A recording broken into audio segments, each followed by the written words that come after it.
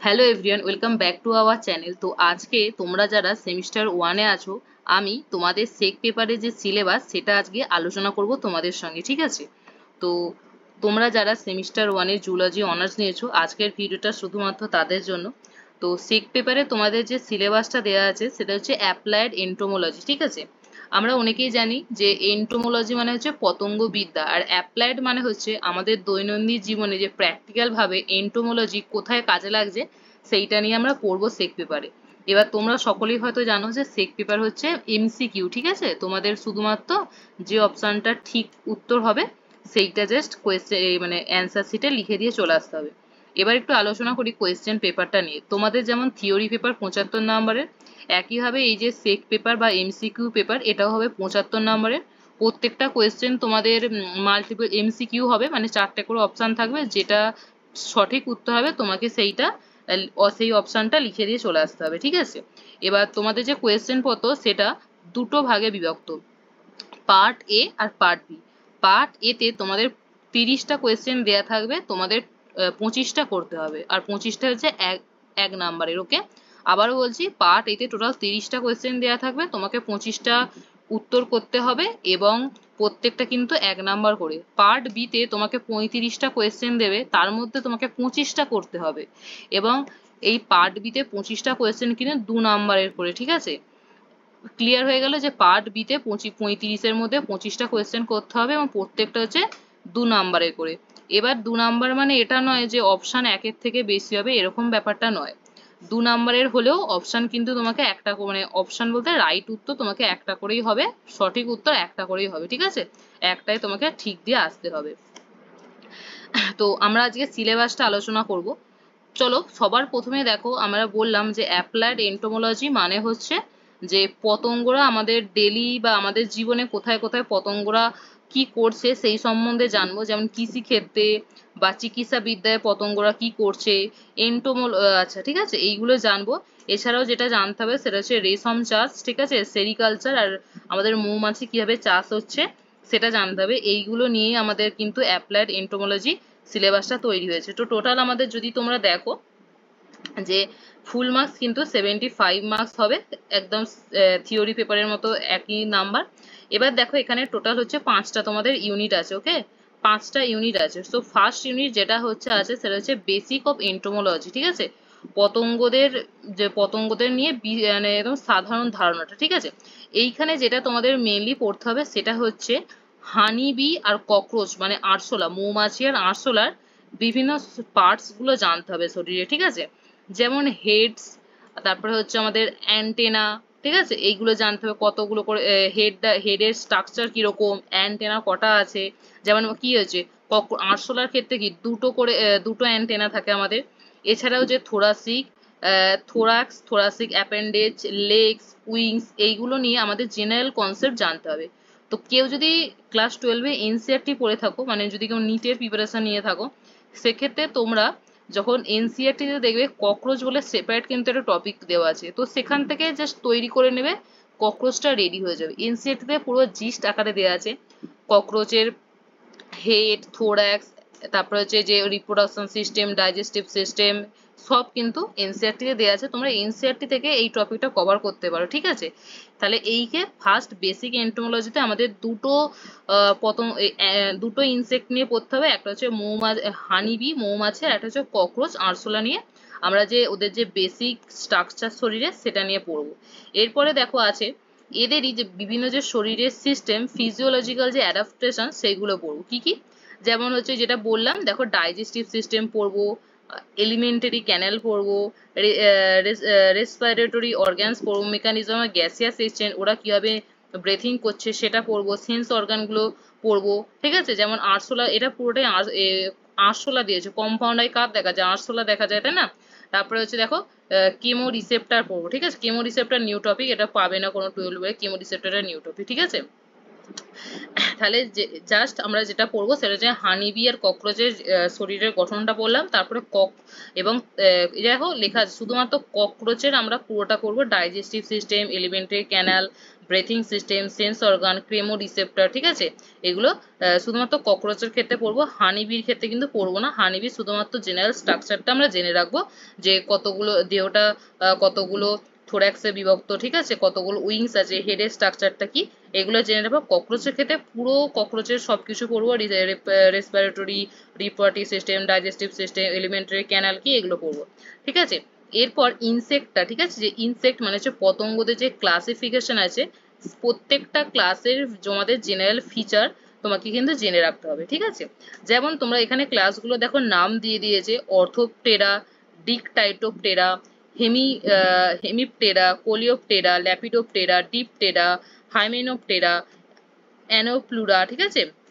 এই প্রত্যেকটা ক্লাসের তোমাদের কিন্তু বৈশিষ্ট্যগুলো জানতে হবে। এবার এখানে আরেকটা কথা আসি, তোমাদের কিন্তু ককরোচটা খুব ভালোভাবে রেডি করতে হবে, এই কারণে তোমাদের কিন্তু ফার্স্ট সেমিস্টারে প্র্যাকটিক্যাল কিন্তু ককরোচ আছে, ঠিক আছে, যেখানে তোমাদের একটা ককরোচ কিন্তু ডাইসেকশন করে তোমাকে কিন্তু দেখাতে হবে, ওকে। পুরো ককরোচটা কেটে তার যে অ্যান্টেনা আছে, তার যে লেগস আছে, তার যে হেড পার্টস আছে, এইটা কিন্তু তোমাকে ফার্স্ট সেমিস্টারে প্র্যাকটিক্যাল থাকে এটা, ঠিক আছে। সেক্ষেত্রে ককরোচটা খুব ভালো করে তোমাদের সবাইকে তৈরি করতে হবে। এবার যেটা দিয়েছে দেখো, ইনসেক্টটা যে ক্লাসিফিকেশন, তাদের যে জেনারেল ফিচার, এটা সাধারণত তোমাদের প্র্যাকটিক্যাল ক্লাসেই করানো হয়।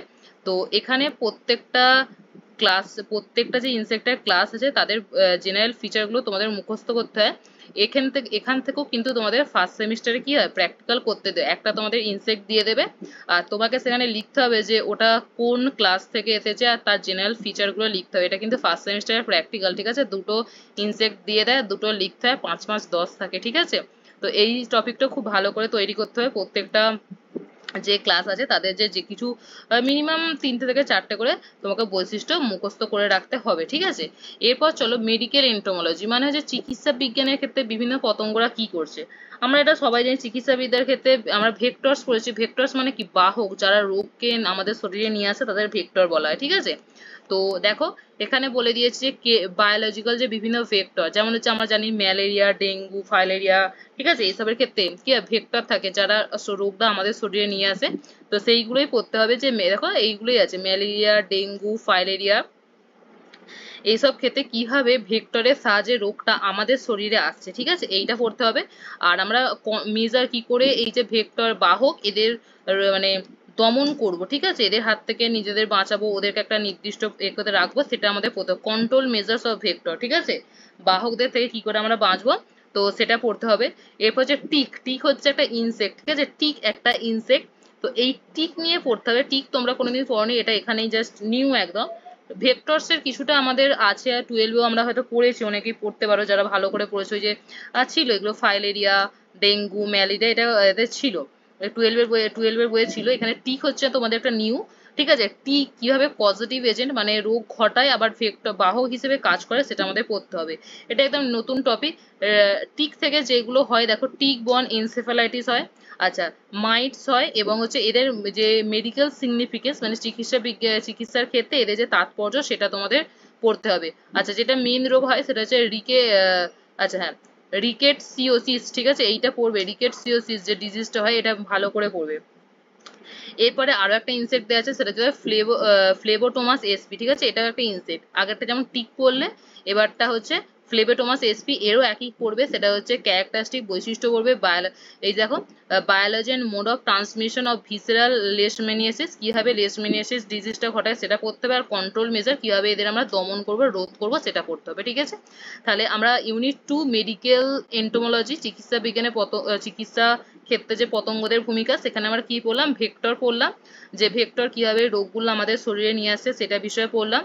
আচ্ছা, তারপরে যেটা পড়লাম সেটা যে টিক, টিক একটা ইনসেক্ট, সেই টিকের কারণে আমাদের যে ডিজিজ গুলো হচ্ছে, আমাদের হচ্ছে রিকেটসিওসিস, তারপরে এনসেফালাইটিস, এই যে রোগগুলো হচ্ছে এইগুলো সম্বন্ধে পড়বো। আর মাইট সম্বন্ধে সাধারণ একটু ধারণা নেবো, আর এই যে চিকিৎসা বিজ্ঞানে এদের সিগনিফিকেন্সটা পড়বো।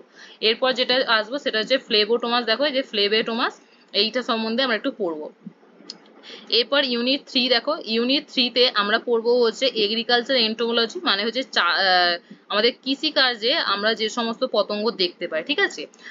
আমরা জানি প্রায় আমার কি হয়, আমাদের ফসল নষ্ট হয়ে যায়, পোকায় খেয়ে নেয় বলি, ঠিক আছে। তো যেসব পোকারা এইসব ফসল খাচ্ছে সেই তাদের নিয়েই পড়বো, ঠিক আছে। প্রথমে হচ্ছে ইনসেক্ট পেস্ট, বিভিন্ন ওই যে চাষের কাছে যে বিভিন্ন পেস্ট আছে, মানে কৃষিকাজে যে সমস্ত পেস্ট আছে তাদের সম্বন্ধে একটু আমরা পড়ে নেব।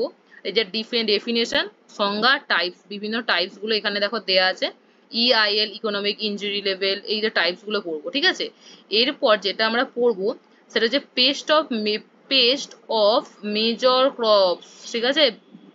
মানে হচ্ছে যেগুলো খুব মানে বেশি পরিমাণে ফলে যেসব ফসলগুলো, সেই সব ফসলগুলোকে নষ্ট করে যে সমস্ত পেস্ট পতঙ্গ, তাদের লাইফ সাইকেল নিয়ে পড়বো। যেমন তো আমাদের ধানে পোকা লাগে, ঠিক আছে, ধানে যে সমস্ত পতঙ্গরা ধানকে নষ্ট করে সেটা ঠিক আছে, তাদের পুরো লাইফ সাইকেল পড়তে হবে, ঠিক আছে। দেখো পেস্ট অফ প্যাডি, মানে হচ্ছে ধান গাছে যে সমস্ত পেস্ট আছে তাদের লাইফ সাইকেল পড়বো, ওকে। তারপরে দেখো পেস্ট অফ জুট, যে জুট শিল্প আছে, জুট শিল্পে যে সমস্ত পেস্ট আছে তা সেইগুলো নিয়ে পড়বো, ঠিক আছে। পেস্ট অফ ব্রিঞ্জাল, বেগুনের পোকা, তার লাইফ সাইকেল পড়বো। নেচার অফ ড্যামেজ, কি ধরনের ক্ষতি করে পড়বো। আর কন্ট্রোল মেজার, কিভাবে এদের রোধ করবো, কিভাবে এদের পরিমাণটা কমাবো সেটা পড়বো। মানে কি কি রাসায়নিক কেমিক্যাল বা অন্য যদি কোনো প্রসেস থাকে, কিভাবে আমরা এই পেস্ট গুলোকে কমাবো আমাদের ফসলের ক্ষেত্রে, সেটা নিয়ে পড়তে হবে, ওকে। তাহলে কি দেখো তিনটে ক্ষেত্রে পেস্ট, দেখো পেস্ট অফ প্যাডি ধান গাছের পোকা, আচ্ছা এদের নাম দেখো বলে দিয়েছে, পাশে নামগুলো লেখা আছে, পড়তে পারো। পেস্ট অফ জুট সেটাও বলে দিয়েছে এখানে পাশে পড়তে হবে। পেস্ট অফ ব্রিঞ্জল দেখো লিউসিনোডস অরবানালিস, আচ্ছা এটা দেখো স্টোর গেন্স পেস্ট, মানে হচ্ছে স্টোর গেন পেস্ট, এর মানে ডালে, ডালে দেখবে পোকা থাকে, ডালে চালে সেইগুলো, ঠিক আছে, ডালে অথবা চালে যেগুলো থাকে সেইগুলো, যে সাইটোফিলা ওরাইজা, ওকে।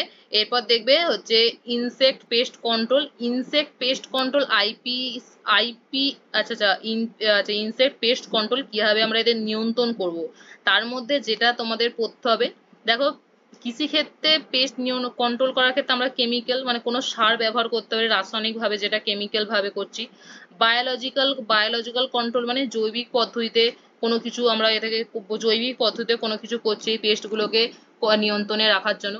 আর এখানে যেটা ইম্পর্টেন্ট সেটা হচ্ছে আইপিএম, এটার ফুল ফর্মটা মনে, আইপিএম মানে হচ্ছে ইন্টিগ্রেটেড পেস্ট ম্যানেজমেন্ট, এখানে লেখাই আছে।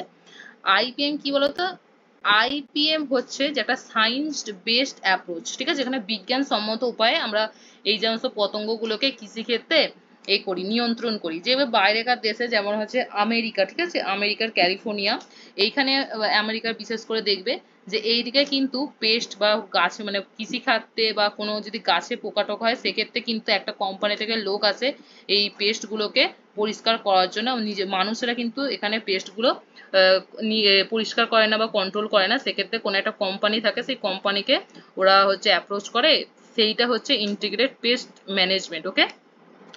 এবার ইউনিট 4 যেটা আমাদের আছে, ইউনিট 4 হচ্ছে আমাদের আছে সেরিকালচার, যেটাকে আমরা বাংলায় বলবো যে রেশম চাষ, ঠিক আছে। সেরিকালচার পুরো আমরা এখানে আমাদের রেশম চাষ নিয়ে পুরো পড়তে হবে, এটা নতুন আমরা পড়িনি। তো সেরিকালচারটা তৈরি করার জন্য তোমরা ইউটিউবে বিভিন্ন ভিডিও দেখে নিতে পারো। অ্যাকচুয়ালি যারা বিএসসি এগ্রিকালচার করছে তাদের এই টপিকটা আছে, সেক্ষেত্রে তোমার ইউটিউবে ওয়ান শট ভিডিও অনেক পেয়ে যাবে, এছাড়া হচ্ছে প্র্যাকটিস কোয়েশ্চেন সেশন পেয়ে যাবে।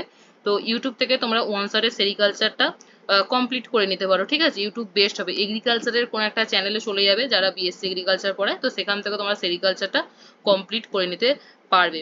তবু আমি এখানে কিছুটা বলে দিই তোমাদের। দেখো সেরিকালচার ক্ষেত্রে হচ্ছে আমাদের সেরিকালচার ক্ষেত্রে সিল্ক মথ, ঠিক আছে, সিল্ক মথ থাকে, তাদের সায়েন্টিফিক নেম পড়তে হয়। আচ্ছা বোম্বাই এক্স মরি, এটা হচ্ছে আমাদের সিল্ক মথের নাম, তার লাইফ সাইকেল জীবনটা পড়বো। আর তাছাড়া এরপরে হচ্ছে বিভিন্ন ডিজিজ আছে, রোগ, যেগুলো হচ্ছে ওই রেশমের মানে সিল্ক মথ ঘটায়, তো সেই ডিজিজ গুলোর নাম পড়বো। আর একটা যেটা এখানে পড়তে হবে সেটা দেখো শেষে আছে প্রসপেক্ট অফ সেরিকালচার ইন্ডিয়া। রেশম মানে কি, রেশম দিয়ে কি তৈরি, সিল্ক বা রেশম বা সিল্ক, সেটা দিয়ে অ্যাকচুয়ালি বিভিন্ন ড্রেস তৈরি হচ্ছে, পোশাক তৈরি হচ্ছে। তো ইন্ডিয়াতে রেশমের কতটা চাহিদা সেটা নিয়ে আমাদের কিন্তু পড়তে হবে, ঠিক আছে।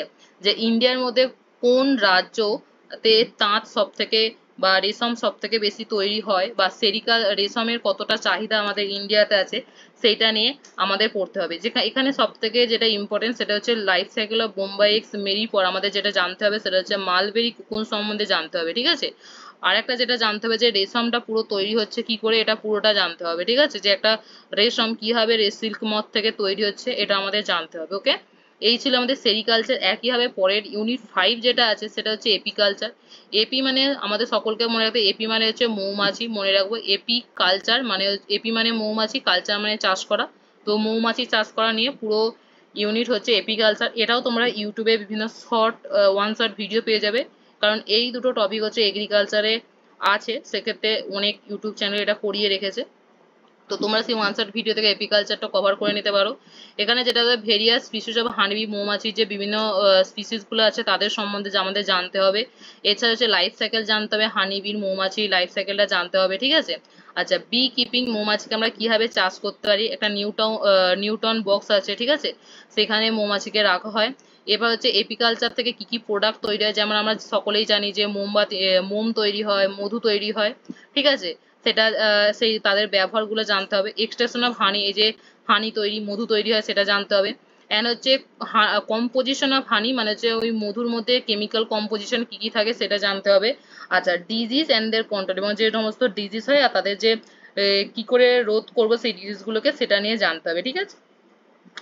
এবার তোমাদের কিন্তু এক্সকারশন আছে, সেটা হচ্ছে এপিকালচার ক্ষেত্রে তোমাদের এক্সকারশন আছে। তোমাদের হচ্ছে বাইরে যেখানে ওই যে কোনো জায়গা দেখবে এপিকালচার আছে যেখানে মৌমাছি চাষ করা হয়, তো সেখানে তোমাদের এক্সকারশনে নিয়ে গিয়ে পুরোটা এটা প্র্যাকটিক্যাল দেখানো হয়। প্রত্যেক সেমিস্টার 1 এর মধ্যে এটা এক্সকারশন আছে, তো প্রত্যেকটা কলেজ থেকে আশা করি এটা কিন্তু নিয়ে যাবে। তো এই ছিল তোমাদের অ্যাপ্লাইড এন্টোমোলজির ক্ষেত্রে সিলেবাস পুরোটা, ঠিক আছে। টোটাল 5টা ইউনিট, এবং 5টা ইউনিটই তোমাদের আমি বলে দিলাম। এরপরেও যদি তোমাদের কোনো রকম কোনো প্রবলেম হয় সেটা আমাদের নিচে কমেন্ট বক্সে জানাবে। আর তোমাদের জন্য আছে আর একটা অ্যানাউন্সমেন্ট। তোমরা যদি কেউ ফার্স্ট সেমিস্টারে যে থিওরি পেপার আছে, ঠিক আছে, থিওরি পেপার, এই থিওরি পেপারের ফুল নোটস যদি কেউ কিনতে চাও তো তোমরা কিনতে পারো, ঠিক আছে। বাকি কত টাকা পড়বে কি পড়বে সেটা আমরা হোয়াটসঅ্যাপে বলে দেবো। আর কন্ট্যাক্ট করার জন্য তোমরা আমাদের যে হোয়াটসঅ্যাপ গ্রুপ আছে সেমিস্টার 1-এ, সেই হোয়াটসঅ্যাপ গ্রুপে জয়েন হবে। আর হোয়াটসঅ্যাপ গ্রুপের লিঙ্কটা নিচে দেওয়া থাকবে, ঠিক আছে। তো তোমরা যদি কেউ চাও যে ফুল একদম পেড নোটস কিনে নেবে, তো তোমরা আমাদের সাথে যোগাযোগ করতে পারো। অবশ্যই আমরা আমাদের ভালোটা দেওয়ার চেষ্টা করব। তো আজকের জন্য এতটাই থাকলো। কোন রকম কোনো প্রবলেম হলে আমাদের হোয়াটসঅ্যাপে যোগাযোগ করবে, ঠিক আছে। তো বাই।